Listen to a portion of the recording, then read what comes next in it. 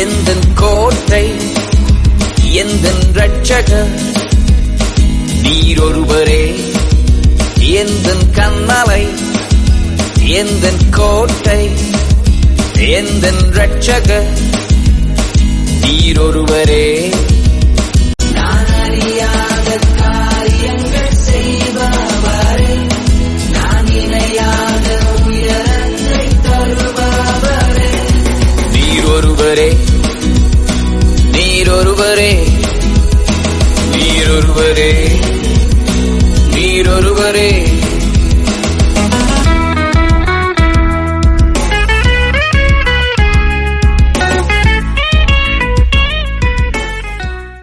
இந்த கால வேளையில கர்த்தரை ஆராதிக்க வந்திருக்கிற உங்கள் யாவருக்கும் ஆண்டவரும் இரட்சகருமாயிருக்கிற இயேசு கிறிஸ்துவின் நாமத்தில அன்பான வாழ்த்துக்களை தெரிவித்துக் கொள்கிறேன். என்னுடைய செய்தியின் தலைப்பு உறுதியான கட்டடம். Glory to God. லூக்கா எழுதின சுவிசேஷம் 6ஆம் அதிகாரம் 46 49 வரையிலும் வாசிக்கலாம். என்னை ஆண்டவரே ஆண்டவரே என்று நீங்கள் சொல்லியும், என்னை ஆண்டவரே ஆண்டவரே என்று நீங்கள் சொல்லியும், நான் சொல்லுகிறபடி நீங்கள் செய்யாமல் போகிறது என்ன? என்னிடத்தில் வந்து என் வார்த்தைகளை கேட்டு அவைகளின்படி செய்கிறவன் யாருக்கு ஒப்பாயிருக்கிறான் என்று உங்களுக்கு காண்பிப்பேன். ஆழமாய் தோண்டி கற்பாறையின் மேல் அஸ்திபாரம் போட்டு வீடு கட்டுகிற மனுஷனுக்கு ஒப்பாயிருக்கிறான். பெருவெள்ளம் வந்து நீரோட்டம் அந்த வீட்டின் மேல் மோதியும் அதை அசைக்க கூடாமல் போயிற்று. ஏனென்றால் அது கன்மலையின் மேல் அஸ்திபாரம் போடப்பட்டிருந்தது. என் வார்த்தைகளை கேட்டும் அவைகளின்படி செய்யாதவனோ அஸ்திபாரம் இல்லாமல் மண்ணின் மேல் வீடு கட்டினவனுக்கு ஒப்பாயிருக்கிறான். நீரோட்டம் அதன் மேல் மோதின உடனே அது விழுந்து முழுவதும் அழிந்தது என்றார். அருமையான ஆண்டவருடைய பிள்ளைகளை, ஒரு உறுதியான கட்டடத்தையும் ஒரு பலனில்லாத கட்டடத்தையும் ஆண்டவர் இந்த வேதத்திலே எழுதி நீங்கள் எப்படிப்பட்ட கட்டடமாய் இருக்க வேண்டும் என்ற சத்தியத்தை அருமையான ஜனங்களுக்கு அறிவிக்கும்படியாய் அப்போஸ்தலனாகிய லூக்கா அவன் இந்த பகுதியை எழுதுகிறான். ஆவிக்குரிய வாழ்க்கை அருமையான தேவனுடைய பிள்ளைகளை யுத்தம் நிறைந்தது, போராட்டம் நிறைந்தது, நெருக்கம் நிறைந்தது. அப்படிப்பட்ட ஆவிக்குரிய அந்த பகுதிகள், அதான் நான் அந்த சிஸ்டர் ஜெர்மனி ஹார்ட்டுக்குள்ளே போயிட்டு, ஆண்டவரே என்னுடைய ஆவிக்குரிய வாழ்க்கை ஓட்டத்தை நான் துவங்கி இருக்கிறேன், அதை நான் ஜெயமாய் முடிக்க வேண்டும், ஜெயமாய் முடிக்க வேண்டும். உன்னுடைய ஆவிக்குரிய பகுதி பலன் உள்ளதாயிருந்தால், உன் ஆவிக்குரிய பகுதி ஜீவன் உள்ளதாயிருந்தால், உன் ஆவிக்குரிய பகுதி அருமையான பலமாய் கட்டப்பட்டிருந்தால், நிச்சயமாய் அப்போஸ்தலனாகிய பவுல் சொன்னானே, நல்ல போராட்டத்தை போராடினேன், ஓட்டத்தை முடித்தேன், விசுவாசத்தை காத்துக்கொண்டேன், இது முதல் நீதியின் கிரீடம் எனக்காக வைக்கப்பட்டிருக்கிறது என்று சொன்னானே. அப்படிப்பட்ட ஒரு ஜெய கம்பீர சத்தம் உன் ஓட்டத்தின் முடிவிலே உன் இருதயத்தில் இருந்து எழும்பும். அப்படிப்பட்ட ஒரு சத்தம் எழும்பும். உன் விசுவாசம் பலன் உள்ளதாய் மாற வேண்டும், உன் நம்பிக்கை பலன் உள்ளதாய் மாற வேண்டும், உன் ஜெபம் பலன் உள்ளதாய் மாற வேண்டும், உன் ஆராதனை பலன் உள்ளதாய் மாற வேண்டும், உன் பக்தி பலன் உள்ளதாய் மாற வேண்டும், உன் ஊழியம் பலன் உள்ளதாய் மாற வேண்டும். Glory to God. Hallelujah. அந்த வீட்டின் மேல் மோதியும் அது விழவில்லை, அந்த வீட்டின் மேல் மோதியும் அது விழவில்லை. காரணம், அது அசைக்கவே படவில்லை. Praise the Lord. பைபிள்ல இன்னொரு வசனத்தை கூட நீங்கள் வாசிக்கலாம். 2 தீமோத்தேயுவின் புத்தகம் 2ஆம் அதிகாரம் 19வது வசனத்தை வாசிக்கலாம். ஆயிலும் தேவனுடைய உறுதியான அஸ்திபாரம் நிலைத்திருக்கிறது, ஆயிலும் தேவனுடைய உறுதியான அஸ்திபாரம் நிலைத்திருக்கிறது. கிறிஸ்தவ ஓட்டம், ஒருவர் எழுதுகிறார், இரத்த சாட்சியாய் மரிப்பது ரொம்ப லகுவான காரியம். ஏனென்றால் அவர்கள் நம்மேலே கல்லெறிவார்கள், கொஞ்ச நேரத்திலே நம்முடைய ஜீவன் புரிந்து போய்விடும். ஆனால் அனுதின வாழ்க்கையிலே குடும்பத்தோடு ஊழியத்தோடு அருமையான நீங்கள் சமுதாய கட்டமைப்பிலே இயேசுவுக்காக வாழ்கிறது என்பது அவ்வளவு சுலபமான காரியம் அல்ல. குடும்பத்தில் பகுதிகளில் இருந்து சத்துருவாகிய பிசாசு அருமையான உங்களோடு கூட யுத்தம் பண்ணுவான். நம்முடைய உறவுகள் நம்மோடு கூட சத்துருவாகிய பிசாசு யுத்தம் பண்ணுவான். ஊழியத்திலே நாம் போகிற இடங்களிலே அருமையான சத்துருவாகிய பிசாசு நம்முடைய சரீரத்திலே பலவீனத்தை உண்டு பண்ணி யுத்தம் பண்ணுவான். Glory to God. நீங்கள் செபிக்க வேண்டும், ஆண்டவருக்காக கிரியை செய்ய வேண்டும் என்று தீர்மானித்து பாருங்கள். உங்களுக்கு வருகிற போராட்டத்தை நீங்கள் அறிவீர்கள். தேசத்திலே தேவனுக்காக பெரிய காரியங்களை செய்ய வேண்டும். தேசத்திலே சாவதற்கு முன்பதாக ஆண்டவருக்காக பெரிய காரியங்களை செய்து சாக வேண்டும் என்ற தீர்மானத்தை நீங்கள் எடுத்து பாருங்கள். அப்பொழுது தெரியும், உங்கள் வாழ்க்கையிலே உண்டாகிற சத்துருவின் போராட்டத்தை நீங்கள் பார்க்க முடியும். ஆனால் உறுதியான அஸ்திபாரம் அருமையான அதன் மேலே மோதியும். நான் வேதத்திலே சிலரை நான் உங்களுக்கு காண்பிக்க விரும்புகிறேன். ருத் ஓர்வாள் எப்படிப்பட்டவள் என்றால், மணலின் மேல் கட்டப்பட்ட வீடு. நகோமி அருமையான விசுவாசத்தின் தாய் என்று நான் சொல்லுகிறேன். அவளை மேலே இவர்கள் விசுவாசம் வைத்தார்கள், அவள் மேல் இவர்கள் நம்பிக்கை வைத்தார்கள். ஆனால் ரூத் அசைக்கப்படவில்லை. அவள் சந்தித்த பாதைகள் கடினமானது, அவள் சந்தித்த வழி கடினமானது. ஆனாலும் அவள் விசுவாச தாயோடு கூட இணைந்து நின்றாள். நகோமியை விசுவாசத்துக்கு அடையாளமாய் சொல்லுகிறேன், நகோமியை சபைக்கு அடையாளமாய் சொல்லுகிறேன், நகோமியை பரிசுத்த ஆவியானவருக்கு அடையாளமாய் சொல்லுகிறேன். நகோமி அருமையான தேவனுடைய பிள்ளைகளே, அவள் தேவனோடு கூட நடக்கிற ஒரு அருமையான அனுபவம் உடையவளாய் இருந்தபடியினாலேதான் அவள் அந்த தேசத்தில் இருந்து மறுபடியும் தன் சொந்த தேசத்துக்கு வந்தாள். அருமையான இஸ்ரவேலின் தேவனை நேசித்தவள் நகோமி. Glory to God. அவள் அந்நிய தேசத்தில் இருந்தாலும், அந்நிய தேசத்தில் அவள் பின்மாற்றமான ஒரு ஜீவியம் தான். ஆனாலும் அவள் அங்கே விக்கிரகத்தை ஆராதிக்கவில்லை. ஆமென். தேவனுடைய பிள்ளையே, இந்த நாளின் கால வேளையில ஓர்வாள் முட்டமிட்டாள், அழுதாள். அவளாலே நகோமியோடு கூட நடக்க முடியவில்லை. ஏன் நடக்க முடியவில்லை? இங்கே துன்பத்தை அனுபவிக்க வேண்டும். இவளிடத்தில் பணம் இல்லை, வறுமை நிறைந்தவள். அன்றாடு சாப்பிட வேண்டும் என்றால் வயலிலே போய் நெல் பொறுக்கி கொண்டு வந்து அருமையான அதை சமைத்துதான் சாப்பிட வேண்டும். வாலிப பெண், வாலிபத்துக்குரிய இச்சைகள் அவளுக்கு, அவளோடு கூட போராடும். இது எல்லாம் அவள் ஜெயித்தால் தான் அருமையான நகோமியோடு கூட இருக்க முடியும். ஆனால் ஓர்வாளை பார்த்து நகோமி ஒரு செய்தி சொல்லுகிறாள். 2 பேருக்கு அந்த செய்தி உண்டு. மக்களே, என்னை நீங்கள் ரொம்ப நேசித்தீர்கள். என் பிள்ளைகள் மரித்து போனாலும் என்னை மாமியாய் மாத்திரமல்ல, என்னை தாயாய் நேசித்தீர்கள். நீங்கள் வாலிப பிள்ளைகளாய் இருக்கிறீர்கள். இனி ஒரு திருமணம் பண்ணி நான் பிள்ளையை பெற்று உங்களுக்கு திருமணம் பண்ணி கொடுப்பது என்பது சாதாரணமான காரியம் அல்ல. ஆகவே நீங்கள் போய் உங்கள் தேசத்திலே நீங்கள் திருமணம் பண்ணி மகிழ்ச்சியாய் இருங்கள். நான் அருமையான, எனக்கு வயசாய் போயிட்டு, நான் பிறந்த இந்த தேசத்திலே, நான் வளர்ந்த இந்த தேசத்திலே சாவேன். ஆனால் நீங்கள் செய்த நன்மையை நான் உயிருள்ள நாள் வரையிலும் மறக்க மாட்டேன் என்றெல்லாம் சொல்லுகிறாள். ஆனால் அதற்கு ரூத் சம்மதிக்கவில்லை. அவள் எடுத்த தீர்மானம் என்னவென்றால், மரணமே அல்லாமல் வேறு ஒன்றும் என்னை பிரிக்க முடியாது. அந்த தீர்மானத்திலே உறுதியாயிருந்தாள். அந்த தீர்மானத்திலே உறுதியாயிருந்து அவள் ஜெயம் பெற்றாள். ஆகவேதான் ரூத்தின் சந்ததியிலே இயேசு வந்து பிறந்தார்.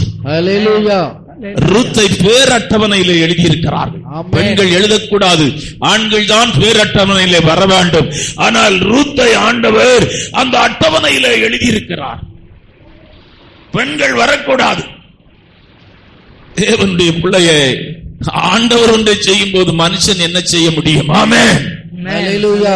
ஆகவே நீங்கள் பலனுள்ள கட்டடமாய் மாற ஆண்டவர் விரும்புகிறார். 3 வருஷம் தாயா இயேசுவோடு கூட இருந்தாயா? ஆனால் அவன் மணலின் மேலே கட்டப்பட்ட ஒரு ஆவிக்குரிய வாழ்க்கையை அவன் செய்து கொண்டிருந்தான். அவனுடைய நோக்கம் எண்ணமெல்லாம் பணம் பணம் பணம். இதிலே தான் அவனுடைய சிந்தையும் எண்ணமும் இருந்தபடினாலே அவன் நாண்டு கொண்டு செத்து போனான். அருமையான மரித்தவன் உயிரோடு கூட எழும்புகிறதை தன் 2 கண்களிலே பார்த்தவன். குஷ்டரோகி சுகமானதை 2 கண்களிலே பார்த்தவன். அருமையான பலத்த அற்புதங்களை வாலிபன் பாடையிலிருந்து எழும்புகிறதை அவன் பார்த்தவன். கல்லறையிலிருந்து லாசரு வெளியே வந்ததை பார்த்தவன்.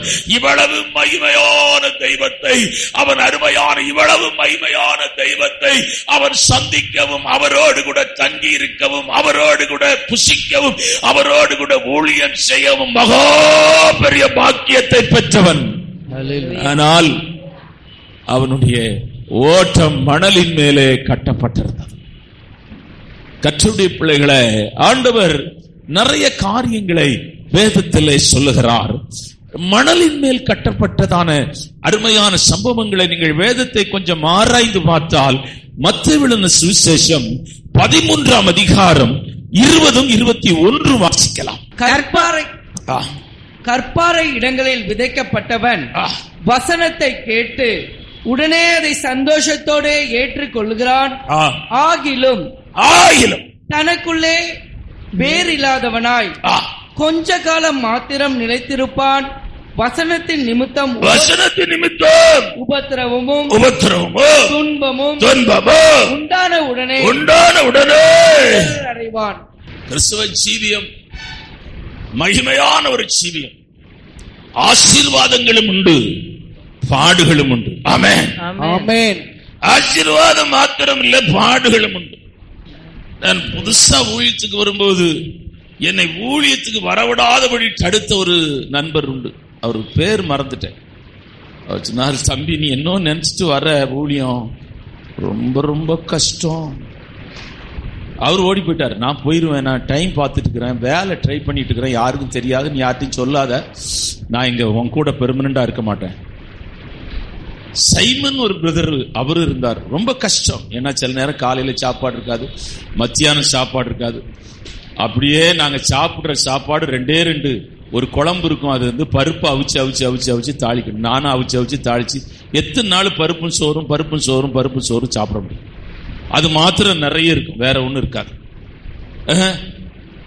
அவரு காலையில கைப்பிரதி எடுத்து கழுத்துல போட்டு போனா, மெட்ராஸ்ல காலையில கிளம்புனா வீட்டுக்கு திரும்புறதுக்கு எப்படி ஒரு 5-6 மணி ரோடெல்லாம். மெட்ராஸ்ல நடக்காத ரோடு இருக்காது. யாராவது ஒருத்தர் அங்க சில சமயம் நம்ம இப்படி கைப்பிரதி கொடுத்துட்டு போறத பார்த்தா எனக்கு நல்ல ஞாபகத்துக்கு ஒரு பிரதர் டீ வாங்கி கொடுத்தார். தம்பிங்க வாங்கினார். அப்ப நான் சின்ன வயசு தானே, தம்பிங்க வாங்க ஒரு டீ குடிச்சிட்டு போங்க, இந்தாங்க ஒரு வடையும் சாப்பிட்டு. அது எனக்கு தேன் அமுதம் மாதிரி இருந்துச்சு. அப்ப எவ்வளவு பசி இருந்திருக்கும் பாருங்க. தேனை சாப்பிட்டது போல இருந்துச்சு. ஊழியத்தின் பாதை கடினமானது. முறை ஒருத்தர் ஜெபம் பண்ண காரி துப்புனாங்க. எப்படி இருக்கும் யோசிச்சு பாருங்க. சும்மா துப்புனா கூட பரவாயில்ல, காரி அந்த துப்பு வரல அவங்களுக்கு. காரி ஏசுவா படா. ஆகவே இந்த பாதை அவ்வளவு சுலபமான பாதை அல்ல. ஆனால் தேவனுடைய பிள்ளையை பக்தன் பாடுகிறான், என்ன வந்தாலும் நம்புவேன், யார் கைவிட்டாலும் பின் செல்லுவேன். ஆமென். இன்னொரு சகோதரன் ஒரு சைமன் கொஞ்ச நாள் இருந்தார் ஊழியத்துல, திடீர்னு போயிட்டாரு. நான் பாஸ்டர் கேட்பேன், சைமன் எங்க ஐயா, சைமன் எங்க? அவர் சொன்னா, அவன் எங்க போனானே தெரியல. நாங்க நினைச்சோம் வேற ஏதாவது ஊழியத்துல போய் இணைஞ்சிட்டானா என்னன்னு தெரியல. ஒரு நாள் கைப்பிரதி கொடுக்கும் போது அவனுக்கே கைப்பிரதி கொடுக்குறேன். அவன் ஒரு கம்பெனியில வாட்ச்மேனா யூனிஃபார்ம்ல நிக்கிறான். என்ன சைமன் இப்படி நிக்கிறீங்க? நீ ஒன்ன போல இவ்வளவு கஷ்டத்தை என்னால சகிக்க முடியாது, ரொம்ப கஷ்டம். அங்க காலையில பாத்திரம் கழுவணும், பாத்ரூம் லெட்ரின் கழுவணும், காலையில இருந்து ராத்திரி வர வேலை செய்ய வேண்டியிருக்குது. ஒன்ன போலலாம் நாங்க இருந்து செய்ய முடியாது. அதனாலதான் நான் ஒரு முடிவு எடுத்துட்டேன். எங்க வீட்லயும் கஷ்டப்படுறாங்க, அவங்களுக்கு பணம் தேவை, வந்துட்டேன். இப்ப ரீசெண்டா மெட்ராஸ்ல ஒரு சாயங்கால மீட்டிங்ல பிரசங்கம் பண்றேன். அவன் உட்கார்ந்து இருக்கிறான். எனக்கு எப்படியாவது சரி இவனை நம்ம ஒரு 35 வருஷத்துக்கு பிறகு பாக்குறோம், அவனை பார்க்கணும்னு நினைச்சேன். பிரசங்கம் பண்ணி முடிச்ச உடனே நான் அவனை தான் பார்க்கணும். மேடம், அது பெரிய சர்ச்சு, ஒரு 1500 பேர் 2000 பேர் கூடுற சபை. அங்க போய் நிக்கிறேன், ஓடிட்டான். பாஸ்டர்ட்ட கேட்டேன், என்ன சைமனை பார்க்கணும்னு நான் நினைச்சேன். அவன் உன்னை பார்த்து வெக்கப்பட்டு ஓடுறான். வெக்கப்பட்டு ஓடிட்டான். பாத்தியா, ஓடிட்டான் பாத்தியா, ஒன்னு அவனுக்கு பார்க்க முடியல. ஏன்னா நீயும் அவனும் 2 பேரும் சேர்ந்தா ஊழியத்துக்கு ஒரே நேரம் வந்தீங்க. ஆமென். அருமையான ஆண்டவருடைய பிள்ளையே, பெருமழை வந்தும் பெருங்காற்று வீழ்ச்சியும் அதன் மேல் மோதியும் விதைக்கிற விதை, சில விதை வழியோரத்திலே விதைக்கப்படுகிறது. பறவைகள் வந்து அதை எடுத்துக்கொண்டு போகிறது. கற்பாறையின் மேல் சில விதைகள் விதைக்கப்படுகிறது. அது வளர்ந்து அருமையான கொஞ்ச நாள் அது சந்தோஷமாய் மகிழ்ச்சியாய் இருந்தது. பாடுகளும் உத்தரவங்களும் வேதனைகளும் அதன் மேல் சாக்கின போது அது அருமையான பற்று போயிற்று. சில விதைகள் முட்களிற்குள்ளே விதைக்கப்படுகிறது. அது கொஞ்ச நாள் முளைத்து பசுமையாய் இருக்கிறது. ஆனால் முட்கள் அதன் மேல் விழுந்த போது, முட்கள் அதை கீறின போது அது முற்றிலுமாய் பட்டு போயிற்று. ஆனால் ஆண்டவர் சொல்லுகிறார், உங்களை பார்த்து ஒரு வார்த்தை இந்த காலவெளியிலே சொல்லுகிறார், முட்களின் மத்தியில நீங்கள் லீலி புஷ்பமாய் இருக்கிறீர்கள். முட்களின் மத்தியில நீங்கள் லீலி புஷ்பமாய் இருக்கிறீர்கள். நிறைய பேர் இங்கே பாடுகளிலே பின்பற்றவர்கள் இருக்கிறீர்கள், கஷ்டங்களிலே பின்பற்றவர்கள் இருக்கிறீர்கள். கோர்ட்டு கேஸ், அருமையான தேவனுடைய பிள்ளைகளே, பலவிதமான நெருக்கங்களிலே இருக்கிறீர்கள். கர்த்தர் அருமையான ஏற்ற வேளையில ஒரு அற்புதம் உனக்கு அவர் செய்வார்.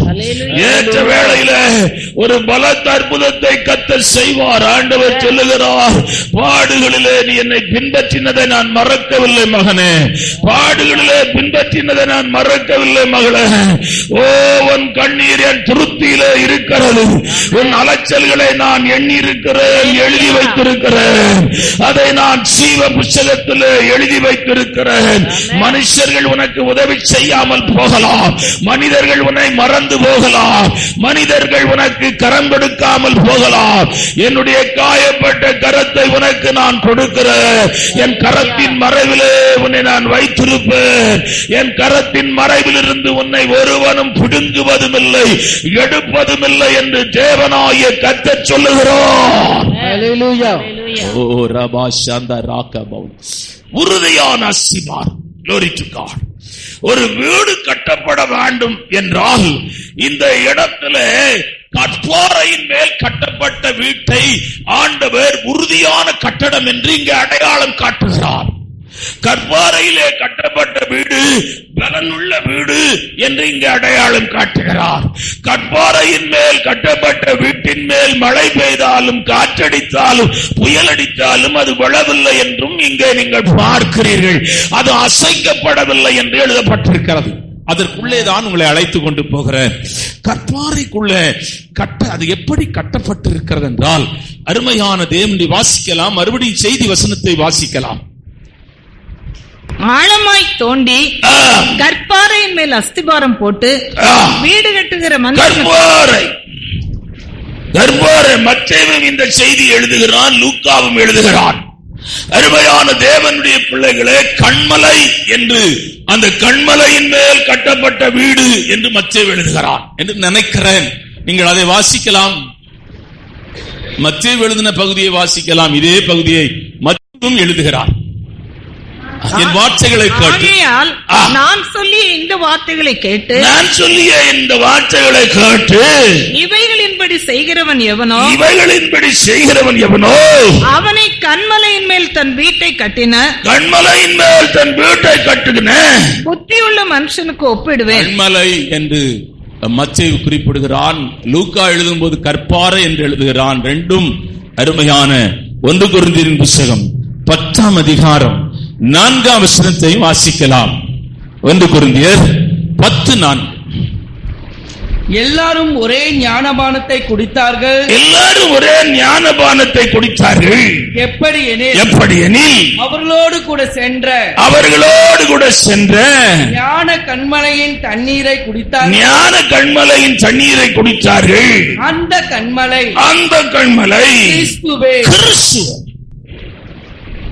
எபிரேயருக்கு எழுதும்போது எழுதுகிறார், பரிசுத்த ஆவியான பாரமான யாவத்தையும் நம்மை நெருங்கி நிற்கிற பாவத்தையும் தள்ளிவிட்டு விசுவாசத்தை துவக்குகிறவர் முடிக்கிறவருமாயிருக்கிற இயேசுவை நோக்கி பொறுமையோடு ஓடக்கடவோம் என்று எழுதுகிறார்.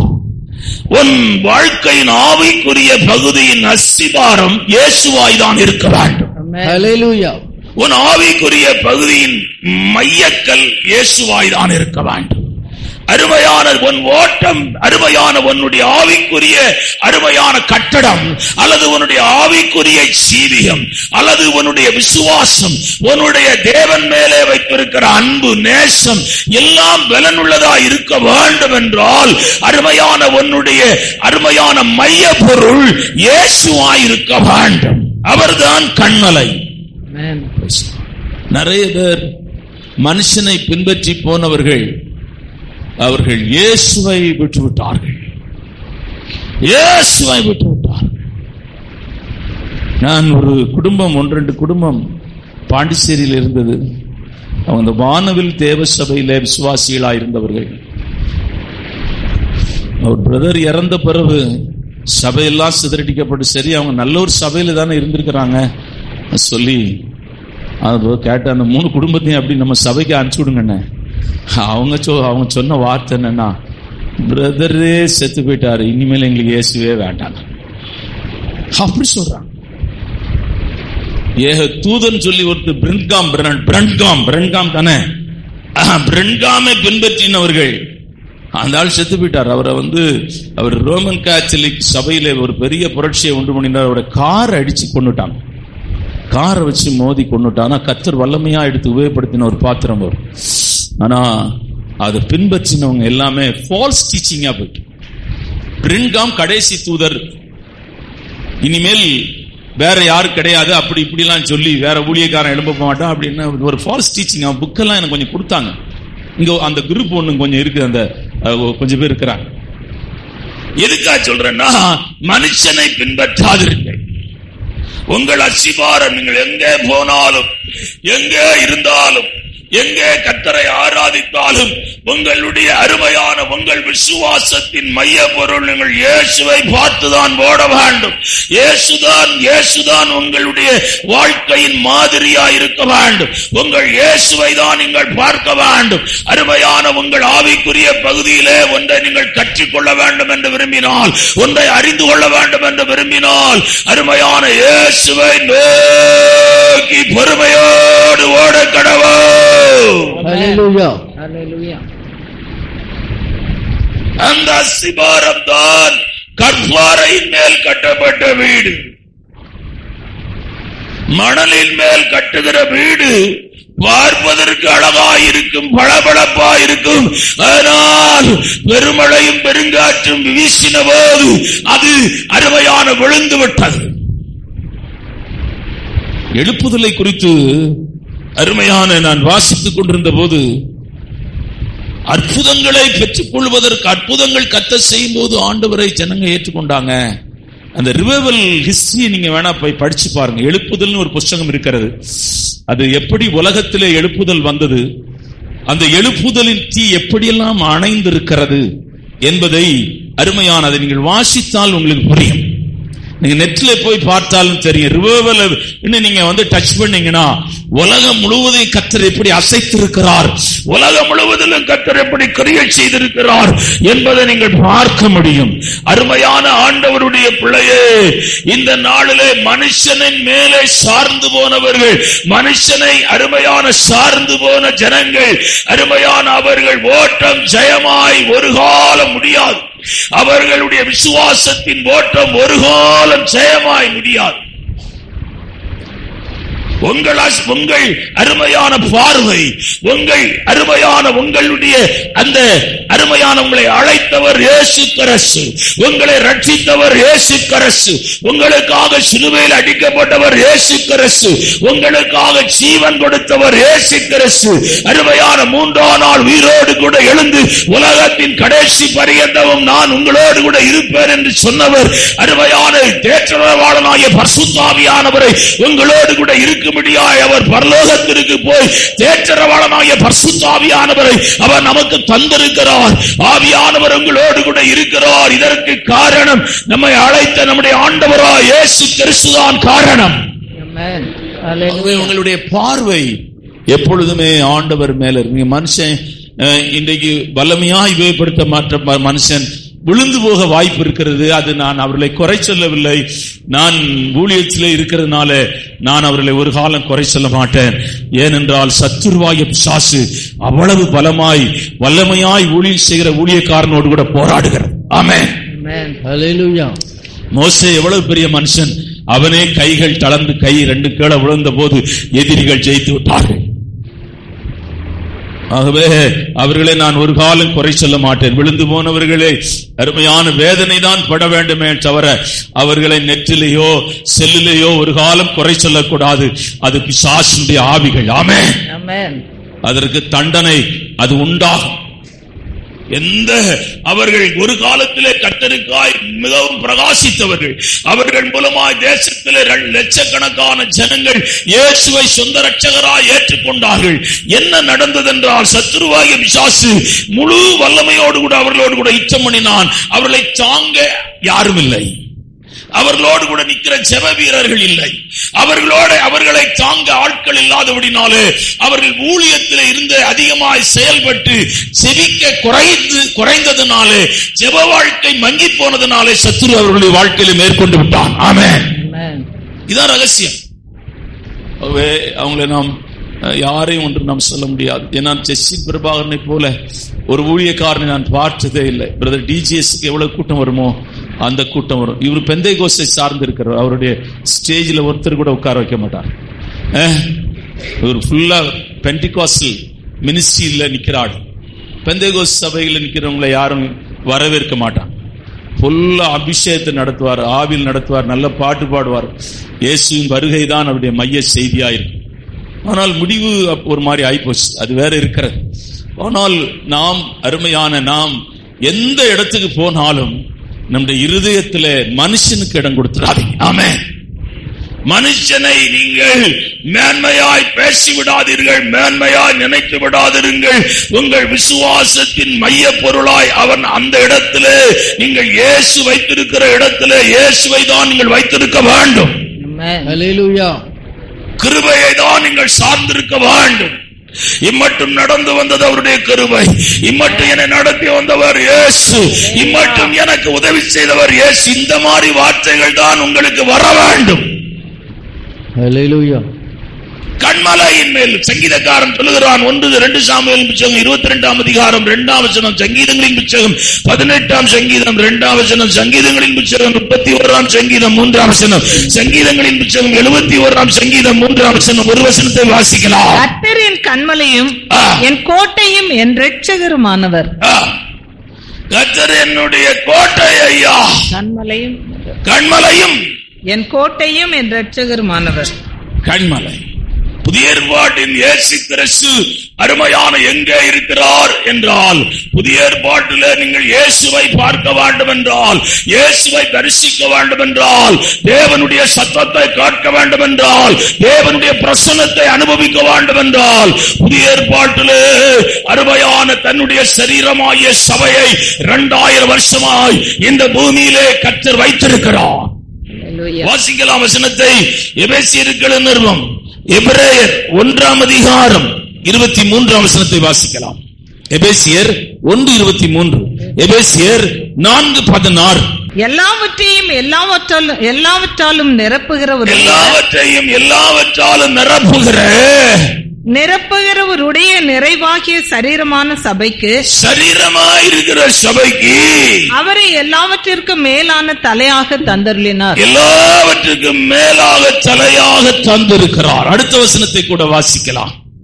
அவராலே சரீரம் முழுவதும், அவராலே சரீரம் முழுவதும் அதற்கு உதவியாய் இருக்கிற சகல கணுக்களாலும் இசைவாய் கூட்டி இணைக்கப்பட்டு ஒவ்வொரு அவயமும் தன் தன் அளவுக்கு தக்கதாய் கிரியை செய்கிறபடியே அது அன்பினாலே தனக்கு பக்தி விருத்தி இருக்கிறதற்கு ஏதுவான சரீர வளர்ச்சி உண்டாயிருக்கிறது. சபை, அது சபை ரட்சிக்கப்பட்டவர்களை கர்த்தர் அனுதினமும் சபையிலே சேர்த்து வந்தார். பைபிள் சொல்லுகிறது, சபை கூடி வருகிறதை சிலர் விட்டு விடுகிறது போல. அருமையான பேதுருவை பார்த்து கர்த்தர் சொல்லுகிறார், இந்த கல்லின் மேல் என் சபையை கட்டுவேன், பாதாளத்தின் வாசல்கள் அதை மேற்கொள்வதில்லை. நீங்க பைபிள ஒரு அவுட்லைன் உங்களுக்கு கொடுக்கிறேன். பைபிள் முழு புதிய ஏற்பாட்டையும் ஒரு அவுட்லைன் கொடுக்கிறேன். மத்தேயு, மார்க்கு, லூக்கா, யோவான், அது ஒரு சுவிசேஷ புத்தகம். அது பாவியை இயேசு அண்டையிலே கொண்டு வருகிற ஒரு புத்தகம். அப்போஸ்தலருடைய புத்தகம், அருமையான அப்போஸ்தலருடைய ஊழியத்தின் பிரயாணம், பவுலுடைய பிரயாணம், பேதுருடைய பிரயாணம், பர்னபாவுடைய பிரயாணம், இதையெல்லாம் நீங்கள் பார்க்கலாம். ஆனால் அதற்கு பின்பு வெளிப்படுத்தின புஸ்தகம் வரையிலும் ஆண்டவர் நிருபங்களை வைத்திருக்கிறார். இந்த நிருபங்கள் எதற்காக எழுதப்பட்டதென்றால் சபையை உருவாக்கும்படியாய், சபையை கட்டும்படியாய், சபையை பரிசுத்தப்படுத்தும்படியாய், சபையை மணவாளனாய் இயேசு கிறிஸ்துவுக்கு முன்னே நிறுத்தும்படியாய், கரைதரையற்ற மகிமை உள்ள பிழையற்ற சபையை தனக்கு முன்னே நிறுத்தும்படியாய் ஒரு ஊழியக்காரன் இந்த நிருபங்களிலிருந்து ஜனங்களோடு கூட பேச வேண்டும். வெளிப்படுத்தின புத்தகம் இனி வருகிற மகிமையையும் இனி வருகிற மேன்மையையும் வெளிப்படுத்துகிற புத்தகம் தான் வெளிப்படுத்தின புத்தகம். 5 விதமான ஊழியங்களை கர்த்தர் சபைக்குள்ளே வைத்திருக்கிறார். சிலரை சுவிசேஷகராகவும், சிலரை அப்போஸ்தலராகவும், சிலரை தீர்க்கதரிசியாகவும், சிலரை மேய்ப்பனாகவும் ஆண்டவர் வைத்திருக்கிறார். இந்த 5 ஊழியத்தின் நோக்கம் என்னவென்றால் சபை கன்மலையின் மேல் கட்டப்பட வேண்டும். சபை அருமையான மலையின் மேல் எழுதப்பட்டிருக்கிறது. புதிய ஏற்பாட்டிலே சபை எப்படி உயர்த்தப்படும்? ஜனங்கள் அதற்குள்ளே வருவார்கள். மலையின் மேல் உயர்த்தப்படும் ஜனங்களும் ஜாதிகளும் இளைப்பாறும்படி, விடுதலை பெறும்படி அங்கே வருவார்கள். அந்த வசனத்தை எடுத்தவர்கள் வாசிக்கலாம். மலைக்கு ஆனாலும் மீகா 4ஆம் அதிகாரம் 1ஆம் வசனம். 4ஆம் அதிகாரம் மீகா 4ஆம் அதிகாரம் 1. ஆனாலும் கடைசி நாட்களில் கர்த்தருடைய ஆலயமாகிய பர்வதம், கர்த்தருடைய ஆலயமாகிய பர்வதம் பர்வதங்களின் கொடுமுடியில் ஸ்தாபிக்கப்பட்டு, பர்வதங்களின் கொடிமுடியில் ஸ்தாபிக்கப்பட்டு, மலைகளுக்கு மேலாய் உயர்த்தப்பட்டிருக்கும், மலைகளுக்கு மேலாக உயர்த்தப்படும். எல்லா ஜாதிகளும் அதனிடத்திற்கு ஓடி வருவார்கள். எல்லா ஜாதிகளும் அதனிடத்திற்கு ஓடி வந்து, திரளான ஜாதிகள் புறப்பட்டு வந்து, நாம் கர்த்தரின் பர்வதத்திற்கும் யாக்கோபின் தேவனுடைய ஆலயத்துக்கும் போவோம் வாருங்கள், அவர் தமது வழிகளை நமக்கு போதிப்பார், நாம் அவர் பாதைகளில் நடப்போம் என்பார்கள். ஏனெனில் சீயோனிலிருந்து வேதமும் எருசலேமிலிருந்து கர்த்தரின் வசனமும் வெளிப்படும். எருசலேமிலிருந்து அருமையான கர்த்தருடைய வசனமும் வெளிப்படும். வசனம் வெளிப்படும். ஆகவே இந்த உறுதியான கட்டடம் எங்கே கட்டப்பட்டிருக்கிறது என்றால் கன்மலையாய கிறிஸ்துவின் மேல் கட்டப்பட்டிருக்கிறது. கன்மலையாய கிறிஸ்துவை சார்ந்திருக்கிறது. கன்மலையாய கிறிஸ்துவோடு கூட இணைந்திருக்கிறது. கன்மலையாய கிறிஸ்துவை அருமையான சார்ந்திருக்கிறது. ஆகவே இந்த கட்டடம் உறுதியாயிருக்கிறது. இது நல்ல நிலம் என்று கூட இதை வேதம் சொல்லுகிறது. நல்ல நிலம். Glory to God. Good soil. அருமையான நல்ல நிலம். நிறைய பேருக்கு ஒரு அற்புதம் நடக்கல, ஆனா ஆண்டவரை பின்பற்றாங்க. ஆமென். ஹல்லேலூயா. சிலருக்கு நடக்குது. நான் இப்ப கூட சாட்சி சொன்னேன். புதுசா வர்றவங்களுக்கு எல்லாம் சில சமயம் அற்புதம் நடக்கும். நம்ம எத்தனையோ வருஷமா ஆண்டவரை பின்பற்றோம், நமக்கு அற்புதம் நடக்காது. ஆனால் அவங்க சொன்னாங்கல்ல, கர்த்தர் விடுவிச்சாலும் சரி, விடுவிக்காம போனாலும் சரி, ஹல்லேலூயா. நாங்க அந்த அக்கினியில போவோம். அத்திமரம் துளிர் விட்டாலும் சரி, துளிர் விடாம போனாலும் சரி, நாங்க கர்த்தரையே சரி. ஆமென், ஹல்லேலூயா, ஆமென், ஹல்லேலூயா. ஆண்டவரை பாடுகளிலே பின்பற்ற விக்டர், மதுரையிலே நான் ஊழியம் செய்த நாட்களில் ஒரு 8 வருஷம் மதுரையில் இருந்தேன். மதுரையிலே ஊழியம் செய்த நாட்களில் இந்த ஐயாட்ட கேட்பேன், விக்டரையா ஒரு நாள் கூட எங்களை சாப்பிட கூட மாட்டேங்கிறீங்களே கேட்பேன். நல்ல பாட்டு பாடுவாரு, நல்லா ஆராதிப்பாரு. அவர் சத்தம் அந்த சபையில கணீர் கணீர்னு கேட்கும். சும்மா தூங்குறவங்க கூட அங்க இருந்தானா இவர் சத்தத்தை காட்டி எழுப்பி உட்கார்ந்துக்கிடுவான், தூக்கம் வராது. அப்படி கர்த்தரை ஆராதிப்பார். தாடி வச்சிருப்பார். எங்க டீம்ல அவர் டிரைவரா இருந்தார். எங்களுடைய சுசேஷ வேன் ஒண்ணு உண்டு, அதுல அவர் டிரைவரா இருந்தார்.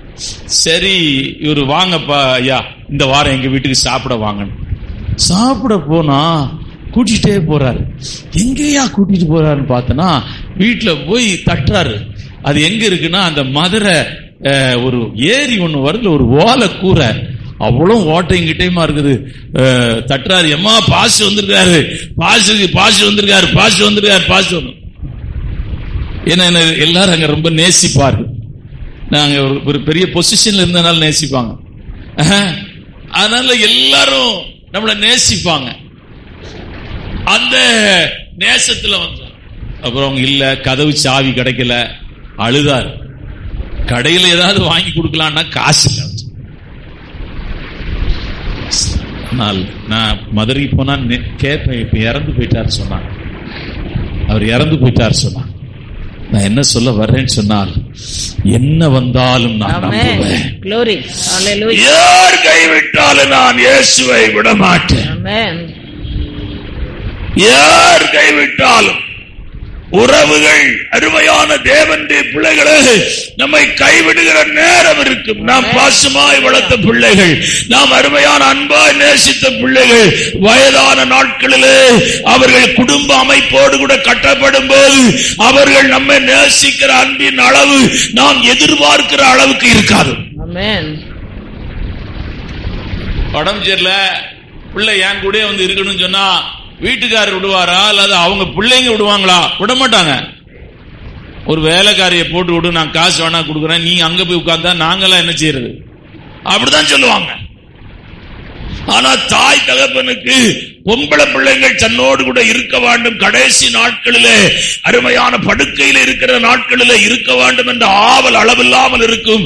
ஆனால் தேவனுடைய பிள்ளைகளே, ஒன்றை உங்கள் மனசிலே அதிகமாய் நீங்கள் வளர்த்துக் கொள்ளுங்கள்.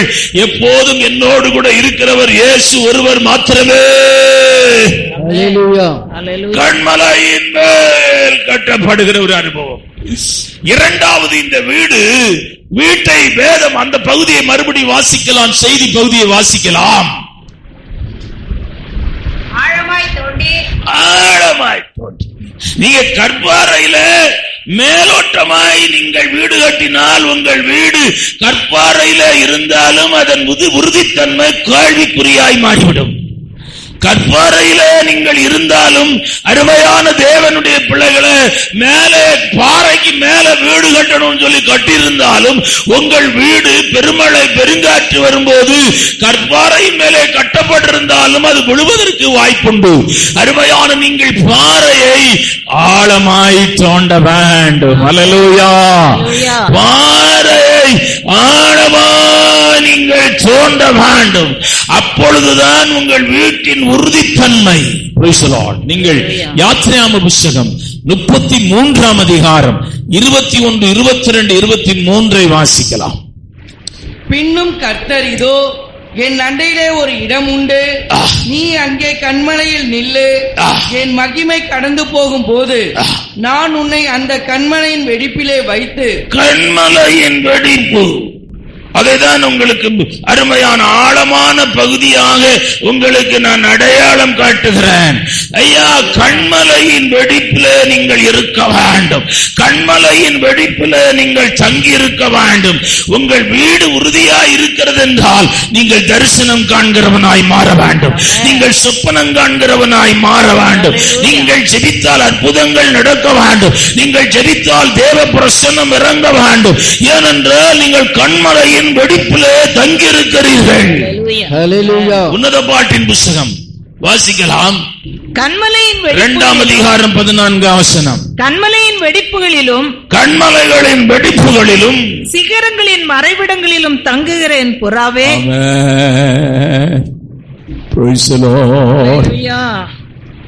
வெடிப்புகளிலே அதுதான் ஆழமான பகுதி.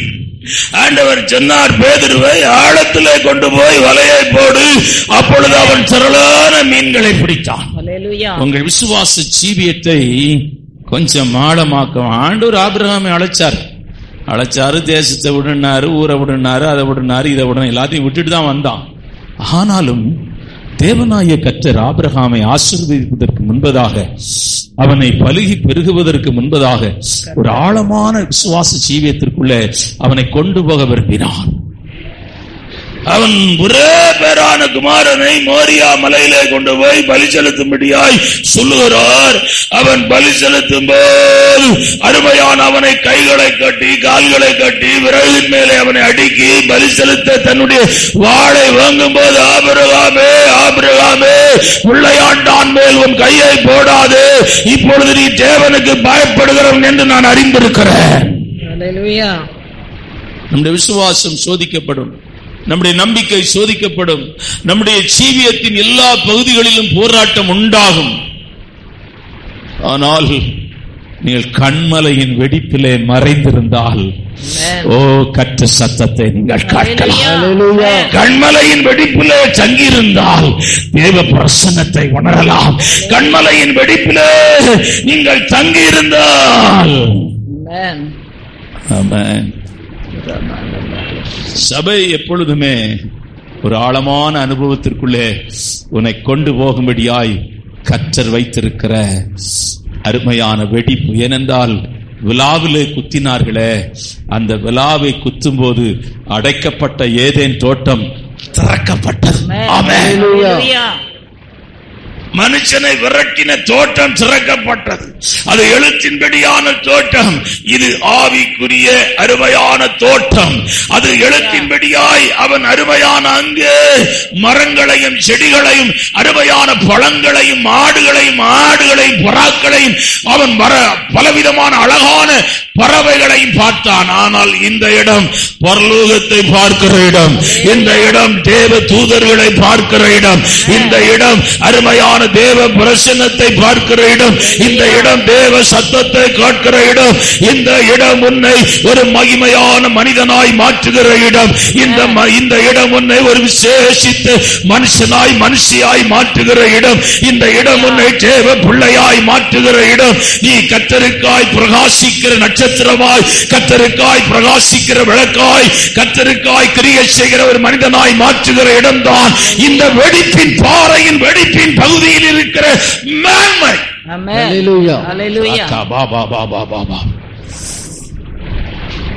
மூன்றாவது, இந்த செய்தி வசனத்தை மறுபடியும் வாசிக்கலாம். ஆழமாய் தோண்டி கற்பாறையின் மேல் அஸ்திபாரம் போட்டு வீடு கட்டுகிற மனுஷன். மூன்றாவது இடத்திற்கு உன்னை கொண்டு போக விரும்புகிறேன். அருமையான, நீங்கள் கற்பாறையின் மேலே வந்து விட்டீர்கள், கற்பாறையை தெரிந்து கொண்டீர்கள், கற்பாறையின் மேல் வீடு கட்ட வேண்டும் என்று தீர்மானித்து விட்டீர்கள். எல்லாம் நல்லதுதான். ஆனா ஒரு வீடு கட்டுறதற்கு தேவையான பொருட்கள் முக்கியமானது. மண்ணு வீடும் கட்டலாம், கற்பாறையில இரும்பு போட்டு காங்கிரீட் போட்டு கூட வீடு கட்டலாம். நீங்கள் பொருட்கள் ரொம்ப தேவை. உங்களுடைய ஆவிக்குரிய உலக பிரகாரமான இடங்களில ஒருத்தர் வீடு கட்டினா எவ்வளவு பிரச்சனை இருக்குன்னு தெரியுமா? ஐயோ, 1000 பிரச்சனை. கம்பியிலே ஒரு 4-5 ஐட்டம் இருக்கு. 100 ரூபாய்க்கு கம்பி இருக்குது கிலோ, 10 ரூபாய்க்கு கிலோ கம்பி இருக்கு. நான் அதிகமா சின்ன சின்ன வேலை செய்யும்போது 10 ரூபாய் கம்பி தான் வாங்குறேன். சிமெண்ட்க்கு விலை இருக்கு. இப்ப மண்ணு கிடைக்கல, இப்ப சாதாரண மண்ணு. நான் அந்த மண்ணு ஒரு லோடு அந்த பூத்துறையில் இறக்கும் போது 1500 ரூபாய் கொடுத்தேன். இப்ப அதே மண்ணு எங்கேயோ போயிடுச்சு. மரம், நாங்க இப்ப முன்ன போட்ட வேப்ப மரம் எல்லாம் நாங்க எங்க வீட்டுல கரையான ஜம்முன்னு வளர்த்து வச்சிருந்தோம். அங்கே கூடு கூடா என்னுடைய நல்ல புக்ஸ் எல்லாம் ஒரு 30-40 கிலோ நல்லா சாப்பிட்டுட்டு இருந்தது. எதுக்காக சொல்றேன்னா, நீங்க அருமையான கர்த்தருடைய பிள்ளையே, இந்த கால வேளையில நீங்கள் அருமையான கற்பாறையின் மேலே கட்டும்படியாய், ஏன்னா நீங்க கடைசி நாட்களிலே கர்த்தரை பின்பற்றுகிறீர்கள். இனி ஒரு ஜெனரேஷன் இல்ல, இனி உன்னிமேல் ஒருத்தர் எழும்பி ஊழியமெல்லாம் செய்து ஜனங்கள்லாம் வரப்போறதில்ல. இந்த காலத்தில் இயேசு வருவார். ஆமென். ஹல்லேலூயா. இந்த நாட்களில் இயேசுவின் வருகை மிகவும் தாமதிக்கும். ஏனென்றால் எந்த காலமும் இல்லாத அளவுக்கு கிறிஸ்தவர்கள் துன்பப்படுகிறார்கள். எந்த காலமும் இல்லாத அளவுக்கு சபை பாழாக்கப்படுகிறது. எந்த காலமும் இல்லாத அளவுக்கு அருமையான ஜனங்கள் பின்மாற்றத்திலே போகிறார்கள். எந்த காலமும் இல்லாத அளவுக்கு அருமையான தேசத்திலே விக்கிரக ஆராதனை நடக்கிறது. எந்த காலமும் இல்லாத அளவுக்கு அருமையான தேவனுடைய பிள்ளைகளே கிறிஸ்தவத்துக்கு விரோதமாய் பிரச்சாரம் பண்ணுகிறார்கள். கிறிஸ்தவ ஊழியக்காரனுக்கு விரோதமாய் பிரச்சாரம் பண்ணுகிறார்கள். எந்த காலமும் இல்லாத அளவுக்கு ஊழியம் செய்கிறவர்கள் நிந்தையையும் அவமானத்தையும் நெருக்கத்தையும் அனுபவிக்கிறார். ஒரு சின்ன சுச்சை இப்படி போட்டு போட்டு போட்டு ஊழியக்காரனை கேவலப்படுத்துகிறார். தேவனுடைய பிள்ளைகளே, எந்த காலமும் இல்லாத அளவுக்கு அருமையான சபை உபத்திரவப்படுகிறது.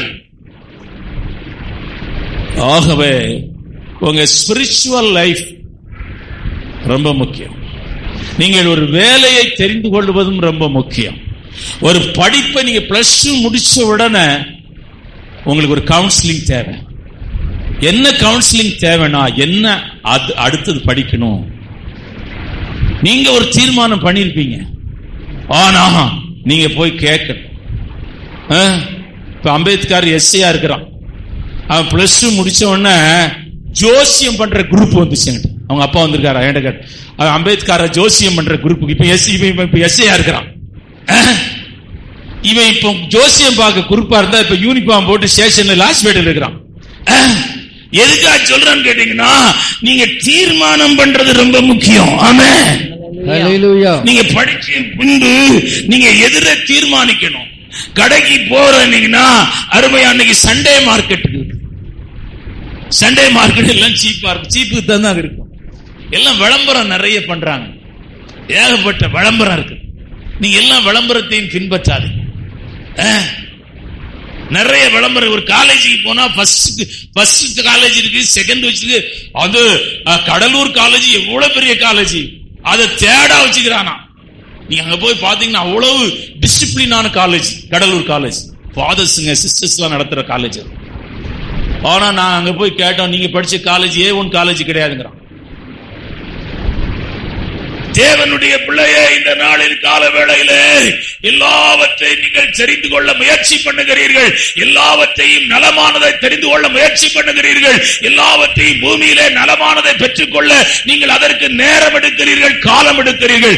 உங்கள் ஆவிக்குரிய பகுதிகளிலும் நீங்கள் நேரத்தையும் காலத்தையும் எடுக்க வேண்டும்.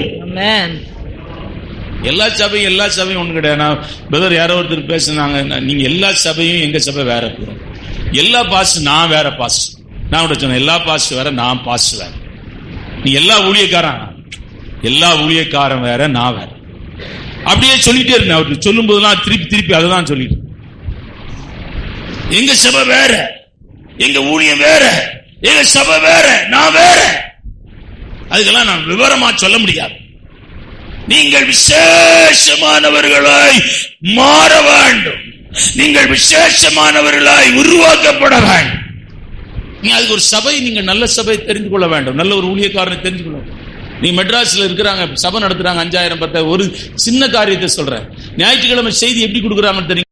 பத்திரிகை பின் பண்ணி வச்சு அந்த அந்த அந்த இது ஆண்டவருடைய செய்தி அல்ல.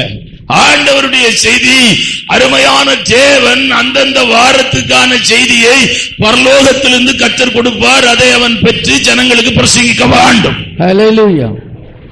நான் பாருங்க, ஒரு செய்தி எடுத்து போட்டுக்கிறேன். எவ்வளவு கஷ்டப்பட்டேன் ஒரு வாரமா. ஆனா நீங்க நான் பேசுற செய்தி வேற. அதை இந்த வாரம் பேச நினைச்சேன், போன வாரம் பேச நினைச்சேன், முடியல என்னால. பரலோகத்திலிருந்து அவன் கர்த்தருடைய வார்த்தை. நான் ஒரு இடத்துல, நீங்க அந்த நாகர்கோயில் பகுதிக்கெல்லாம் போனீங்கன்னா, மேற்கு அந்த சைடு எல்லாம் போனீங்கன்னா, அவங்க போன உடனே ஒரு வார்த்தை கேட்டாங்க. எனக்கு அது புதுசா இருந்துச்சு. தூது இருக்குதா? என்னடா தூது இருக்குதான்னு கேக்குறாங்க. நம்ம பிரசங்கம் பண்ண வந்திருக்கோம், தூது இருக்குதான்னு கேக்குறாங்க. வயசான ஆளு, நம்ம ஒண்ணுமே சொல்ல முடியாது. எனக்கு சரி, நம்மள பிரசங்கம் பண்ண விடாம விட்டுட்டானா என்ன பண்றது? தூது இருக்குதுன்னு. ஏன்னா எனக்கு அது புரியவே இல்லை. நான் அங்க உள்ள ஒருத்தர் கேட்டேன், இந்த வயசான ஆள் தூது இருக்கிறாருன்னு கேட்டா அது என்ன அர்த்தம் கேட்டேன். ஏன்னா அந்த வேடையே நான் கேட்டதில்லை. அவர் சொன்னாரு, கர்த்தரிடத்திலிருந்து நீங்கள் பெற்ற செய்தி உங்களிடத்துல இருக்குதான்னு கேட்கறதுக்கு தான் ஷார்ட்டா தூது இருக்குதான்னு கேட்டேன். தூது இல்லைன்னா என்ன செய்வீங்கன்னு கேட்டேன். தூது இல்லைன்னா நீங்க பிரசங்கம் பண்ண வந்தாலும் உங்களை அவர் பிரசங்கம் பண்ண விட மாட்டார். படப்பாவீங்களா, நல்லதா போச்சு தூது இருக்குன்னு சொல்லிட்டேன். நான் என்னன்னே எனக்கு தெரியாது, அர்த்தமே தெரியாது எனக்கு. ஆண்டவரே ஆண்டவரே சொல்லி நீங்க கெஞ்சன எதுக்குன்னா, கர்த்தரிடத்திலிருந்து நீங்கள் செய்தி பெற்று ஜனங்களுக்கு கொடுக்க வேண்டும். ஒரு சபைக்குள்ளே ஆவிக்குரிய ஆகாரத்தை பெறுகிற ஜனங்கள் வருவார்கள். ஒரு சபையிலே புதிதாய் ஜனங்கள் வருவார்கள். ஒரு சபைக்குள்ளே சுகமாக்கும்படியாய் ஜனங்கள் வருவார்கள். ஒரு சபைக்குள்ளே இந்த சின்ன பசங்க இருப்பாங்க, அவங்களுக்கும் நம்ம செய்தி கொடுக்கணும். வாலிப பசங்க இருப்பாங்க, அவங்களுக்கும் கொஞ்சம் ஒன்று ரெண்டு செய்தி கொடுக்கணும். அருமையான எல்லாம் ஒரு கலவைதான் தேவனுடைய சத்தம். அல்லேலூயா, அல்லேலூயா. முழு கலவை தான் தேவனுடைய சத்தம். ஆகவே நீங்கள் மேன்மையானதை தெரிந்து கொள்ளணும். ஒரு கலவை மாத்திரம் உங்களுக்கு சொல்றேன், நிறைய இருக்குது. ஒரே ஒரு கலவை, நீங்க விலையேற பெற்ற ஒன்றை வைத்து உங்கள் வீடு கட்டப்பட வேண்டும். ஒரே மேன்மையான கலவை என்றால் தேவனுடைய சத்தம், வசனம் தான். ஆமென். ஆச்சாரியனுடைய உதடுகளிலே வசனத்தை தேடுவார்களே. ஆச்சாரியன் உதடுகளிலே வாசிக்கலாம். ஆசாரியனுடைய உதடுகள் அறிவை காக்க வேண்டும். ஆச்சாரியன் உதடுகள் அறிவை காக்க வேண்டும். வேதத்தை அவன் வாயிலே தேடுவார்கள். வேதத்தை அவன் வாயிலே தேடுவார்களே. அவன் சேனைகளுடைய கர்த்தரின் தூதன். அவன் சேனைகளினுடைய கர்த்தருடைய தூதன். ஹல்லேலூயா. பாக்கா தூரா பானா. அவன் சேனைகளினுடைய கர்த்தருடைய தூதன். ஏனென்றால் கர்த்தர் அவன் மூலமாய்தான் அருமையான சபையை உயிர்ப்பிக்கிறார். அவன் மூலமாய்தான் சபையை கட்டுகிறார்.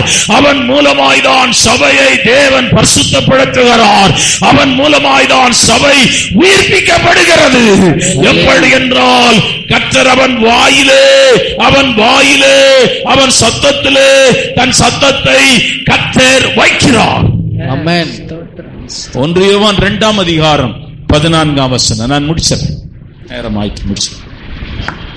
பிதாக்களே, ஆதி முதல் இருக்கிறவரை நீங்கள் அறிந்திருக்கிறதுனால், ஆதி முதல் இருக்கிறவர்களை நீங்கள் அறிந்திருக்கிறதுனால் உங்களுக்கு எழுதியிருக்கிறேன். உங்களுக்கு எழுதுகிறேன். வாலிபரே, நீங்கள் பலவான்களாய் இருக்கிறதுனாலும், வாலிபர்களே நீங்கள் பலவான்களாய் இருக்கிறபடினால், தேவ வசனம் உங்களில் நிலைத்திருக்கிறதுனாலும், நீங்கள் பொல்லாங்கனை ஜெயித்ததுனாலும். தேவ வசனம், நீங்க வசனத்துல நல்ல தேறினவங்களா இருந்தீங்கன்னா ஒன்ன புரிஞ்சுக்கலாம், இந்த வீடு கண்மலையின் மேல் கட்டப்பட்டிருக்கிறது. அல்லேலூயா. வசனத்தை தான் நீங்கள் சார்ந்திருக்க வேண்டும்.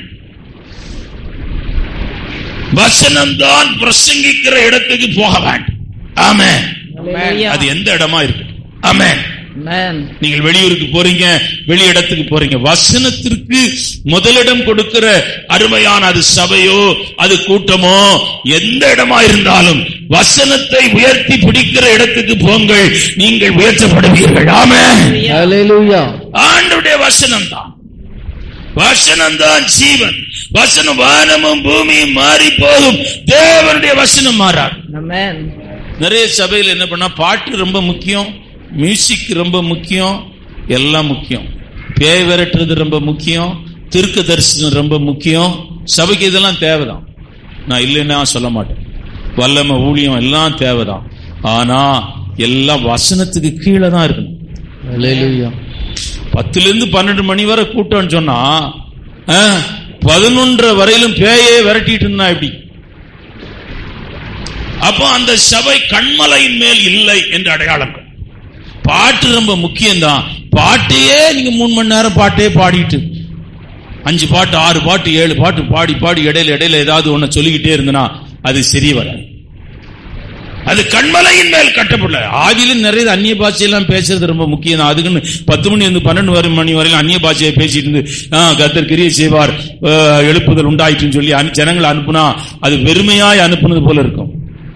ஒரு ஊழியக்காரனுடைய இருதயம் எப்படி இருக்க வேண்டும் என்றால், வசனத்தை ஆராதனையில வசனத்தை அவன் உள்ளத்திலே புதிய புதிய செய்திகளை எடுத்து அவன் உள்ளத்திலே வைத்து ஜனங்களை அனுப்ப வேண்டும். ஆமென். கசப்புகளை வைத்து அனுப்பிடக்கூடாது, வெறுப்புகளை வைத்து அனுப்பிவிடக்கூடாது. அருமையான தேவனுடைய பிள்ளை சாட்சியை வச்சு அனுப்பக்கூடாது. சாட்சியெல்லாம் நீங்க அதெல்லாம் நிறைய பேர் நிக்கல. அக்மா வந்தாங்க, சாட்சி சொன்னாங்க. இப்ப காங்கிரஸ்ல இருக்காங்க, சினிமா நடிக்க போயிட்டாங்க. சில நிறைய சினிமா நடிகர்லாம் வந்தாங்க. அதெல்லாம் ஒன்றும் பெரிய காரியம் கிடையாது. காலையில் அவர் ஆராதனைக்கு வராராம். ஸ்டாலின் ஆராதனைக்கு வந்தான்னா வராம போனா நமக்கு என்ன கிடக்குது? நீங்க தான் அவருடைய பார்வையில விசேஷமானவங்க. ஸ்டாலின் சொல்ல முடியுமா? இயேசு வைகோ சொன்னாங்க, அவரு ரட்சிக்கப்பட்டாரு, ஞானசானம் எடுத்தாரு. வைகோ கிளீனா பேட்டி கொடுத்தாரு, எனக்கு கிறிஸ்தவங்களும் சம்பந்தம் கிடையாது, என் மனைவி தான் சபைக்கு போறா, நான் சபைக்கு போக மாட்டேன், நான் நாத்திகம், ஈவி பெரியார் கொள்கை உடையவன் சொல்லிட்டார். பேட்டியே கொடுத்துட்டார். சும்மா அவங்க இயேசுவை ஏற்றுக்கொள்றாங்க. ரஜினிகாந்த் பைபிள் படிச்சா, ரஜினிகாந்த் பைபிள் படிச்சா என்ன கிடக்குது? இப்போ இதையெல்லாம் நீங்க மேன்மையா சபையில வைக்க கூடாது. ஏதோ வந்தா சாட்சி சொன்னா நல்லதுதான், ஏன்னா 100 பேர் வருவான். ஆனா அதையே நீங்க திருப்பி திருப்பி திருப்பி பிளேட்டை போட்டுட்டு இருக்க கூடாது. நீங்க போடுற பிளேட் எப்படி இருக்குன்னு கேட்டீங்கன்னா வசனத்தை தான் போடணும். ஆமென். இன்னைக்கு இருக்கிற மனுஷன் நாளைக்கு இல்ல, இன்னைக்கு இருக்கிறவன் நாளைக்கு பூமியில் இல்ல. எல்லாம் ஒரு 5 நிமிஷத்தோட அவன் பூமியின் ஓட்டம் முடிஞ்சிடும். கண்ணால பாக்குறோம்ல, கண்ணால நம்ம பார்க்கிறோம். நம்முடைய ஓட்டம் தேவனுடைய கரத்திலே இருக்கிறது. நீங்கள் வசனத்திலே கட்டப்பட்டால் உங்கள் வீடு உறுதியாயிருக்கும், உங்கள் ஆவிக்குரிய ஓட்டம் உறுதியாயிருக்கும். உங்கள் ஓட்டத்தின் முடிவு அருமையான தேவனுடைய பிள்ளைகளே, அலெக்சாண்டர் சொன்னது போல இருக்காது, அப்போஸ்தலனாகிய பவுல் சொன்னது போல இருக்கும். அருமையான நல்ல போராட்டத்தை நான் போராடினேன், ஓட்டத்தை முடித்தேன், விசுவாசத்தை காத்துக்கொண்டேன், இது முதல் நீதியின் கிரீடம் எனக்காக வைக்கப்பட்டிருக்கிறது என்று முழக்கத்தோடு கூட உன் ஓட்டம் முடியும். ஆகவே விலையேற பெற்ற கலவை. ஒரு கம்பி எவ்வளவு முக்கியமோ ஒரு கட்டடத்திற்கு, கம்பியை எவ்வளவு முக்கியமோ அதே போலதான் உன்னுடைய ஆவிக்குரிய வாழ்க்கைக்கு ரொம்ப முக்கியம் வேத வசனம். இந்த வசனம் உனக்குன்னு ஒரு பைபிள் இருக்கணும். உனக்குன்னு அந்த பைபிள் எல்லாரும் யூஸ் பண்ண கூடாது. என் பைபிள் யாருமே நான் தொட விட மாட்டேன். என் பைபிள் எனக்கு தான். ஜான் பாஸ்டர் என் பைபிளை தான் எடுப்பார். அவர்கிட்ட வாங்கி கையில வச்சுட்டு வேறொரு பைபிள் அவர்கிட்ட எடுத்து கொடுப்பேன். உனக்குன்னு ஒரு பைபிள் இருக்கணும், அதை நீ நேசிக்கணும். உனக்குன்னு ஒரு டைரி இருக்கணும், உனக்குன்னு ஒரு பெண் இருக்கணும். அருமையான கர்த்தருடைய பிள்ளைகளை, உலக படிப்புக்காக மனுஷன் எவ்வளவு செலவு பண்றான். கர்த்தருடைய வசனத்தை நீ தேடி வாசி. அது உன்னை கண்மலையாகிய இயேசு மேல் உன்னை கட்டும்படியாய் உதவி செய்யும். ஆழமான அந்த வெடிப்புள்ள இடத்திலே உன்னை வைக்கும். மூன்றாவதாக, வசனத்தை சார்ந்து இருக்கிறவன் மேல் மழை வந்தாலும் பெருங்காற்று வீசினாலும் அந்த வீடு விழாது. எவ்வளோ பேரு இயேசுவை ஏற்றுக்கொண்டாங்க, நல்ல ஜெபம் பண்ணாங்க, நல்ல பாட்டு பாடினாங்க, நல்ல ஊழியம் செய்தாங்க. ஆனா இப்ப இல்ல. இஸ்ரவேல் ஜனங்க புறப்படும் போது அவங்க எவ்வளவு உற்சாகமா புறப்பட்டாங்க. செங்கடலே நடனமாடினார்கள், செங்கடலே எல்லாம் டான்ஸ் ஆடுறாங்க, எல்லாம் பாட்டு பாடினாங்க. அருமையான 16 லட்சம் புருஷர்கள் பாட்டு பாடினா எப்படி இருக்கும்? 16 லட்சம் ஜனங்க சத்தம் போட்டா எப்படி இருக்கும்? பாண்டிச்சேரியுடைய பாப்புலேஷன் அருமையான 16 லட்சம் இருக்கும். பாண்டிச்சேரி பாண்டிச்சேரி ரோட்ல இறங்கி நின்று பாட்டு பாடி சத்தம் போட்டா எப்படி இருக்கும் யோசிச்சு பாருங்க. ஆனால் அவர்களுடைய விசுவாசம் அருமையான தேவனுடைய பிள்ளை வனாந்தரத்திலே அணைந்து போய்விட்டது. அவருடைய நம்பிக்கை வனாந்தரத்திலே அணைந்து போய்விட்டது. அவருடைய ஆராதனை வனாந்தரத்திலே அணைந்து போய்விட்டது. அவருடைய உற்சாகம் வனாந்தரத்திலே அணைந்து போய்விட்டது. அவருடைய பிரயாணத்தினுடைய வேகம் வனாந்தரத்திலே அணைந்து போய்விட்டது. அவர்கள் சடலங்கள் வனாந்தரத்திலே விழுந்தது. அதற்கு காரணம் என்னவென்றால் அவர்கள் தேவனுடைய வார்த்தையை மறந்து போனார்கள். தேவனுடைய வார்த்தையை, வாக்குத்தத்தத்தை மறந்து போனார்கள். கர்த்தர் சொன்ன வார்த்தையின் மேலே அவர்களுக்கு விசுவாசம் இல்லை. கர்த்தர் சொன்ன வார்த்தையின் மேலே அவர்களுக்கு நம்பிக்கை இல்லை. கர்த்தர் சொன்ன வார்த்தையின் அவர்கள் சார்ந்திருக்கவில்லை. கானானை தேவன் தருவேன் என்று சொல்லி இருக்கிறார். நிச்சயமாய் தருவார். இந்த வனாந்தர வாழ்க்கை முடியும். இந்த வனாந்தர வாழ்க்கை முடிந்த போது நம்முடைய குடும்பமும் நாமும் நம்முடைய பிள்ளைகளும் கானானுக்குள்ளே போவோம் என்ற அந்த மேன்மையான அந்த மகிமையான விசுவாசம் அவர்களுக்குள்ளே இல்லை. ஆகவேதான் அவர்கள் வசனத்தை சார்ந்து நிற்காததினாலே, அவர்கள் வசனத்தை பற்றி கொள்ளாததினாலே, அவர்கள் வாக்குத்தத்தத்தை விட்டு விலகி போனதினாலே அவர்கள் அருமையான முறுமுறுக்கிறவர்களாய் மாறினார்கள். அவர்கள் ஊழியக்காரனுக்கு விரோதமாய் அவனுடைய சகோதரியை எழும்பி நின்றாள். மோசேக்கு விரோதமாய் அவர் சகோதரி எழும்பி நின்றாள். தேவனுடைய பிள்ளைகளே, பலவிதமான காரியங்களை தேவன் மோசேக்கு அவர்கள் செய்தார்கள். அருமையான, ஆனால் அதனாலேதான் அவர்கள் வனாந்தரத்திலே விழுந்து போனார்கள். வேதம் தெளிவாய் பதிவு பண்ணப்பட்டிருக்கிறது. அருமையான, அங்கே இருந்து வந்தவர்கள் காலேபும் யோசுவாவும் அல்லாமல் வேறு ஒருவனும் கானானுக்குள்ளே போகவில்லை என்று பதிவு பண்ணப்பட்டிருக்கிறது. அருமையான கர்த்தருடைய பிள்ளையே, இந்த கடைசி நாட்களில் ஆண்டவரை பின்பற்றும்படி தீர்மானித்திருக்கிறாய். ஆண்டவருக்காய் ஊழியம் செய்ய வேண்டும் என்று தீர்மானித்திருக்கிறாய். ஆண்டவருக்காக பெரிய காரியங்களை செய்ய வேண்டும் என்று எண்ணி இருக்கிறாய். உன் ஜெபத்தை பெருக்கி இருக்கிறாய். உன் ஆராதனை பெருக்கி இருக்கிறாய். ஆனால் எல்லாம் நல்லதுதான். ஆனால் வசனத்தையும் தேவனுடைய வார்த்தையையும் ஒரு காலம் விட்டு விடாதே. ஹல்லேலூயா, ஹல்லேலூயா. எந்த வல்லமைக்கு பின்னே போய்விடாது. செத்து போனவன் ஒருத்தன் உயிரோடு கூட எழுப்பினாலா சோத்திரம், கர்த்தர் அதை செய்திருக்கிறார். ஆமென். ஹல்லேலூயா. ஒரு வியாதி சுகமாய் இருக்கிறாரா, கர்த்தர் அதை செய்திருக்கிறார். ஆமென். அவ்வளவுதான். செத்து போன உயிரோடு கூட எழுப்பின அற்புதம் பெரிய அற்புதம். லாசரு 4 நாள் நாரி போன லாசருவை உயிரோடு கூட எழுப்பினது பெரிய அற்புதம் அல்ல. நான் பிரசங்கம் பண்றேன். என்னப்பா சார், 4 நாள் செத்து போனவன உயிரோடு கூட எழுப்புனது பெரிய அற்புதம் இல்லைன்னு நீங்க எப்படி பாஸ்டர் சொல்றீங்க? பெரிய அற்புதம் என்ன தெரியுமா? லாசர் பரலோகத்துக்கு போறதான் பெரிய அற்புதம். அவன் வெளியே வந்து நரகத்துக்கு போக வாய்ப்பு இருக்குது.